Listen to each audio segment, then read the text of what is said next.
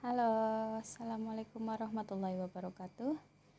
See you again with me, Mrs. Nurul Latifah Irmawati, for the 11th grade senior high school students.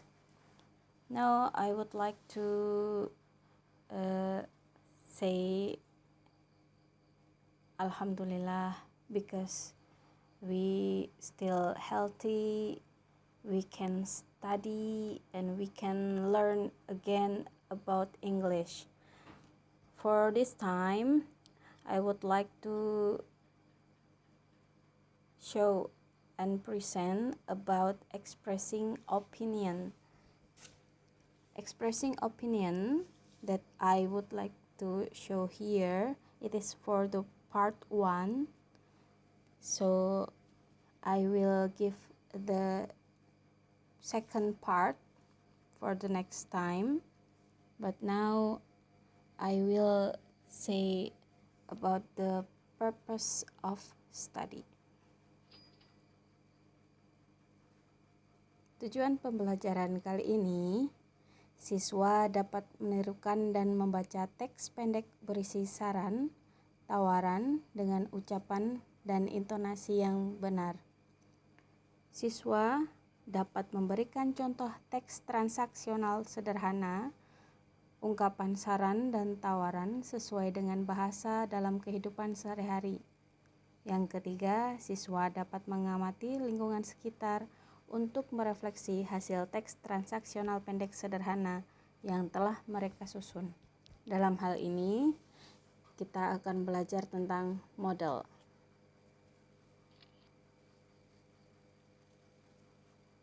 Now, we will study about a dialogue between Tony and Devdan.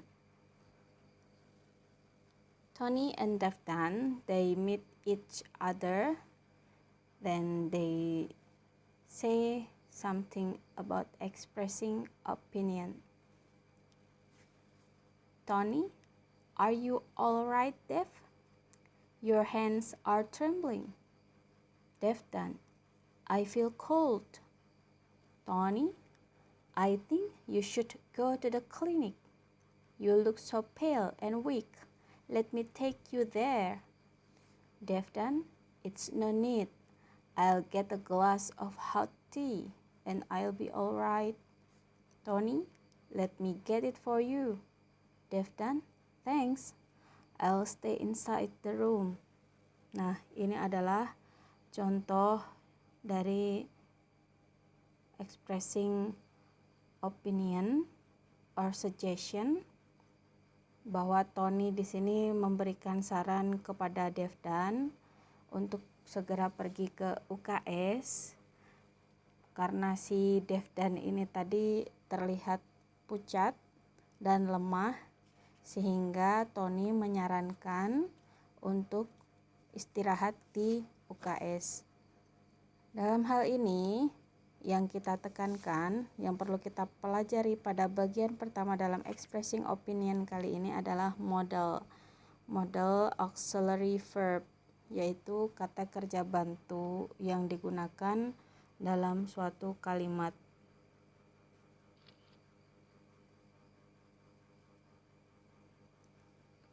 From the dialogue above, you can analyze some model used in the text. For example, should. It is used to show polite sentence in some expressions. Jadi di dialog tersebut yang tadi sudah kita baca, bisa kita analisis bahwa modal yang digunakan dalam teks tersebut bisa untuk mengungkapkan percakapan yang sopan dalam beberapa expressing atau ungkapan. Sekarang kita membahas tentang modal auxiliary verb. Modal auxiliary verb are the words placed before the main verb to modify the main meaning of the verb. They are can, could, may, might, will, would, shall, should, must, and ought to. Nah, itu adalah beberapa contoh dari modal auxiliary verb atau kata kerja bantu. Nah, sekarang fungsinya, apa itu fungsinya atau kegunaan dari modal tersebut adalah to express willingness, kemauan, ability, kemampuan, necessity, kebutuhan, dan possibility, kemungkinan. Jadi untuk mengungkapkan bahwa saya ingin, saya mampu, saya butuh atau perlu, kemudian mungkin, seperti itu. Selanjutnya,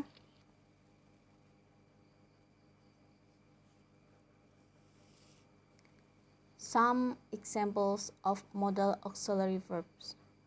Beberapa contoh dari modal auxiliary verb atau kata kerja bantu di sini bisa Ibu sampaikan. He should be here by now. I could swim quite well when I was younger. Would you like to accompany me to join with her party? You might have discussed it with me first. You mustn't blame yourself for this. We ought to be going. I think you should consult with your doctor.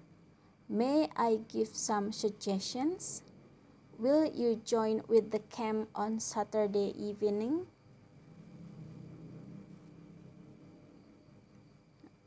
Nah, dari contoh tersebut pasti sudah jelas bahwa contoh dari modal biasanya posisinya adalah pada frase kata kerja.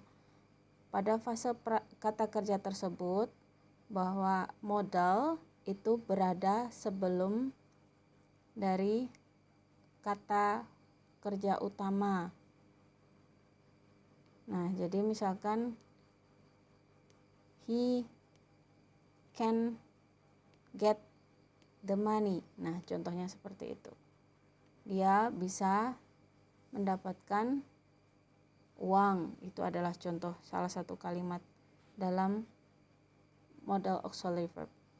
It should be clear from these examples that the modal verb occupies the first position in verb phrase, coming before other auxiliary verb like have or be, and the main lexical verb. The subject of the sentence has no effect on the form of the modal since almost in all cases they do not change at all. Nah, jadi pada subjek kalimat tidak berakibat atau tidak mempengaruhi bentuk dari modal dan tidak merubah makna dalam suatu kalimat.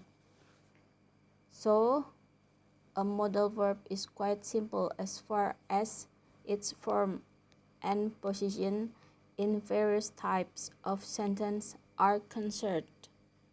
But what exactly are the modal verbs in English? Nah, apakah itu adalah sesuatu yang sederhana ketika modal itu digunakan dalam bentuk suatu kalimat. Jadi tadi modal tersebut tidak mempengaruhi subjek, dan modal juga adalah sesuatu hal yang sederhana yang dapat menambah makna dari suatu kalimat tersebut tetapi tidak merubah subjek. Itu maksudnya. Selanjutnya, nah di bawah ini adalah contoh dari modal auxiliary verb. Nah di bawah ini ada dibagi dua. Modal itu ada bagian dari pure modals and semi modals. Pure modals terdiri dari can, could, may, might, shall, should, will, would. Sedangkan untuk semi modals ada beberapa, yaitu ought to, has, have, got to, be able to. Nah, ini adalah penjelasan singkat dari model untuk mengantarkan kita membahas expressing opinion or suggestion untuk pembahasan berikutnya. Jadi dalam hal ini kita juga akan membahas tentang bagaimana cara kita menggunakan the, this, those, my, their, dan sebagainya yang menunjukkan singular and plural pada saat kita menyusun kalimat dalam expressing opinions atau suggestion yang berdasarkan dalam kehidupan kita sehari-hari. Nah, thanks for your attention. I think it's enough for the part 1. See you next time. Wassalamualaikum warahmatullahi wabarakatuh. Bye-bye.